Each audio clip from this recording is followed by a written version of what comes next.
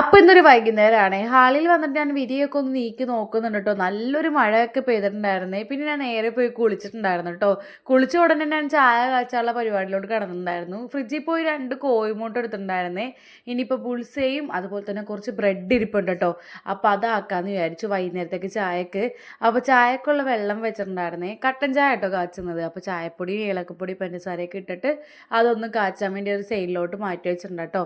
അതൊന്ന് കാച്ചി വരുമ്പോഴത്തേക്കും ഞാനിതാ ഒരു മുട്ട ഓംലേറ്റ് ചെയ്തെടുക്കാമെന്ന് വിചാരിച്ചിട്ടോ. ഐനൂസിനും എനിക്കൊക്കെ മുട്ട ഓംലേറ്റ് ചെയ്താട്ടോ ഭയങ്കര ഇഷ്ടം. അപ്പോൾ 2 ബ്രെഡ് ആദ്യം ഒന്ന് നെയ്യിലൊന്ന് ഒന്ന് ടോസ്റ്റ് ചെയ്തെടുക്കുന്നുണ്ട് കേട്ടോ. മറിച്ചും തിരിച്ചൊക്കെ വന്നിട്ട് ഒന്ന് മൊരിയിച്ചെടുക്കുന്നുണ്ട്. പിന്നെ ആ ചട്ടിയിൽ തന്നെ കുറച്ച് വെളിച്ചെണ്ണയും കൂടെ വെച്ചിട്ട് ഒരു മുട്ടയും കൂടെ ഓംലേറ്റ് ചെയ്തെടുത്തിട്ടുണ്ട്. പിന്നെ കട്ടൻ ചായ ആക്കിയിട്ടുണ്ടായിരുന്നേ. അതിൻ്റെ ഇടയിൽ ഉമ്മ വിളിച്ചുകൊണ്ടിരിക്കുന്നതാണ് കേട്ടോ. ഉമ്മാനോടാണ് സംസാരിച്ചുകൊണ്ടിരിക്കുന്നത്. പിന്നെ ഒരു മഹരിബ് ടൈം ആയപ്പോഴത്തേക്കും ഞാൻ വാതിലൊക്കെ പൂട്ടിയിട്ടുണ്ടായിരുന്നു കേട്ടോ. കൊതുകിൻ്റെ ശല്യം കാരണമാണ് വാതിൽ ആ ടൈം ആകുമ്പോൾ പൂട്ടിയിരുന്നത്. പിന്നെ ഞാനൊരു കടലപ്പൊടിയൊക്കെ ഇട്ട് ജസ്റ്റ് ഒന്ന് ഫേസ് വാഷ് ഇട്ട് പോലെ മുഖം കഴിയിട്ടുണ്ടായിരുന്നു. അപ്പോഴത്തേക്കും അവിടെ നിന്ന് ഇങ്ങനെ ഐനൂസിന് കളിക്കാനൊക്കെ ഉള്ള കൂട്ടരന്മാരൊക്കെ ഒന്ന് ഐനൂസ് കളിക്കാൻ നിൽക്കുക കേട്ടോ.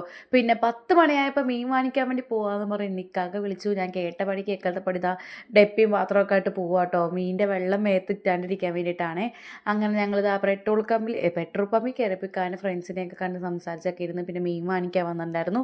അവിടുന്ന് കണ്ടു കേട്ടോ ഒരു വലിയ മീൻ. പിന്നെ കുറച്ച് ഫ്രൂട്ട്സും കൂടെ വാങ്ങിച്ച് ഞങ്ങൾ വീട്ടിലെത്തിയിട്ടുണ്ടായിരുന്നേ. ഉമ്മച്ചി വരുമ്പോഴാണെന്നുണ്ടെങ്കിൽ ഉണ്ടല്ലോ കുറച്ച് ചോറ് കൊണ്ടുവന്നിട്ടുണ്ടായിരുന്നു കേട്ടോ, ഇറച്ചിച്ചോറ്.